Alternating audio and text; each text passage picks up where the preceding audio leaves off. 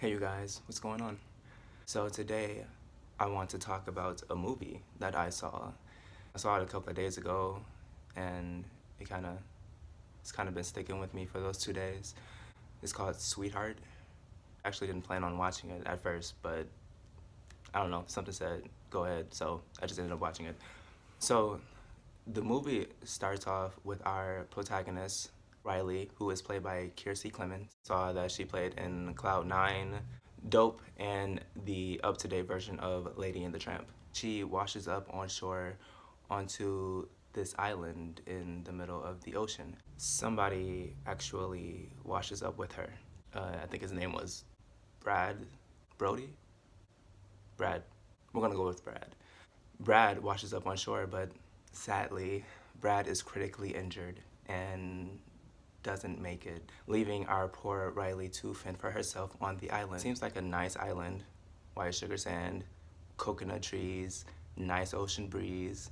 So our sweet, sweet Riley buries her friend in the sand on the beach. After the first night, she goes back to the grave and she sees that her friend is gone.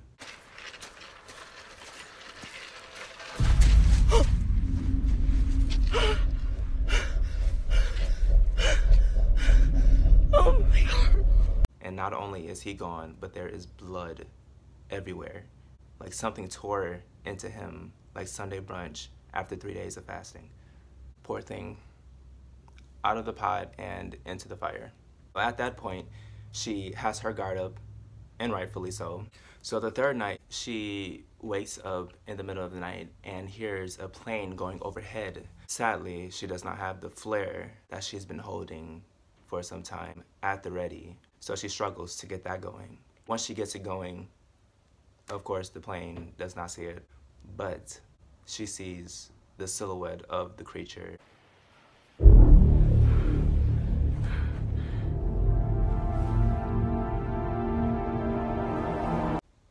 So I guess that the flare was helpful in that sense. So now, not only is this poor young woman trapped on this island with hardly any food or any fresh water, but this creature trying to kill her every single night. At that point, I was just like, I'm so sorry for you. I don't know how you're dealing with that. From there, she begins using her wits, or really using her wits. I feel like she did some pretty basic things for her or someone that is in that situation, like making chum to catch a big game or trying to make a fire, not trying to build a computer out of twigs, leaves, and sand, making you wonder like, oh, where did she learn this from? Then give no background about it. So she actually took my suggestion and hid out in a log that she had found earlier on, which worked for a night. And only a night. She also has the smart idea of making a hammock.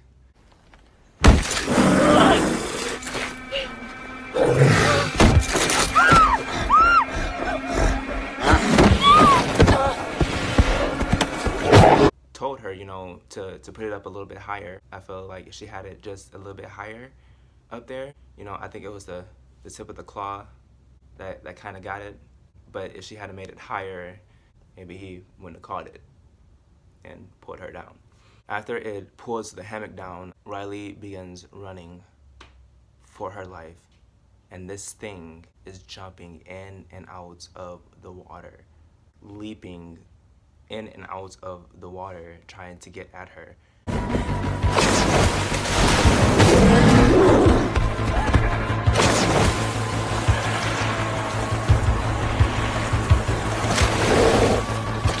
How do you deal with something like that? Like, how do you prepare yourself for something like that? You don't. You run, which she did. I'm happy for you, Riley. I felt like her finding a bunch of clothes to change into kind of diminished the survival aspect. I mean, I guess it's nice, you know? Why not be fashionable while you're stuck on an island in the middle of the ocean? I guess you can kind of give yourself that pleasure. But it's like, how many times out of 100 would somebody actually have clothes to change into like that? I mean, unless you're planning on going to that deserted island and then you accidentally get stuck on that island. So the creature itself, it's deadly, it's fast, it's huge, like puberty hitting you sophomore year huge, like Shaq in the Beanstalk huge, and it wants to drag her into a black hole.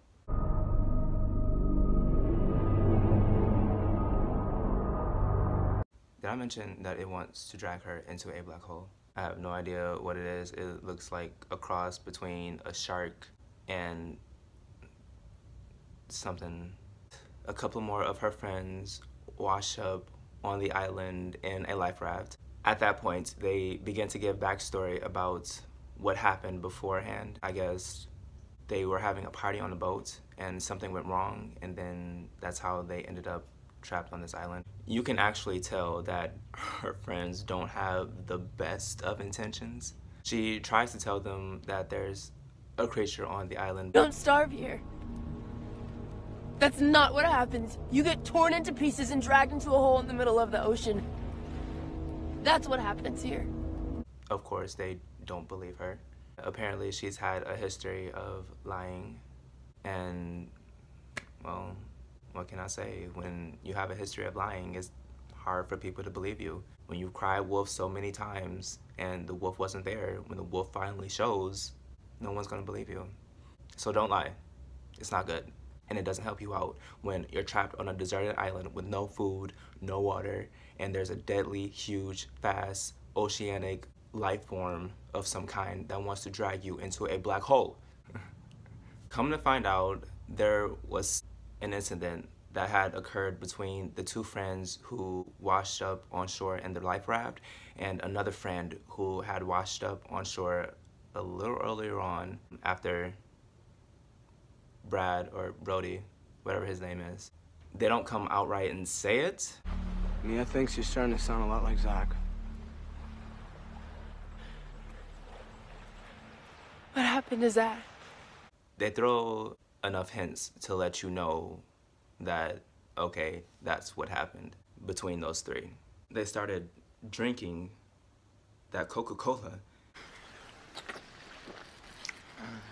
And I just sat there like, ugh, don't do it. I thought, how ironic would it be if they died from old, expired, cocaine-spiked Coca-Cola over a bloodthirsty sea monster? Very ironic. So after that whole ordeal, they attempt at leaving the island again. Needless to say, it doesn't work out the way that they hoped. You said it wouldn't come out during the...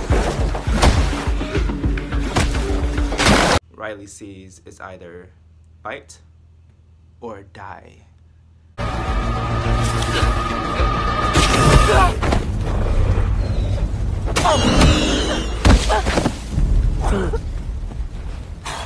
I guess it's not easy to battle a 12-foot tall, bloodthirsty oceanic life form, considering that she had to burn down over half of the island to do it.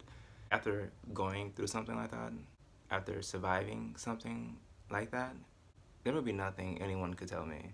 Somebody could be like, oh, I'm a Harvard student getting ready to graduate with my PhD in criminal law.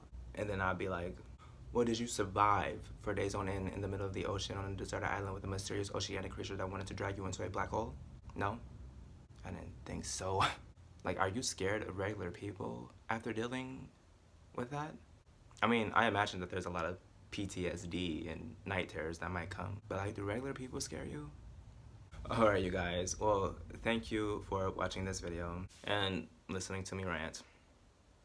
Like I said, I had the movie on my mind for a couple of days now, and what better way to get something off your mind than to talk about it? So yeah, if you need to talk about it, talk about it. Alright, if you liked the video, give it a like. Give it a like. Let me know what you think in the comments below. What did you think about the movie? Did you like it? Was it good to you? What were some things that stuck with you about it? If you want to subscribe, well, all the better. There's more coming. Alright, bye.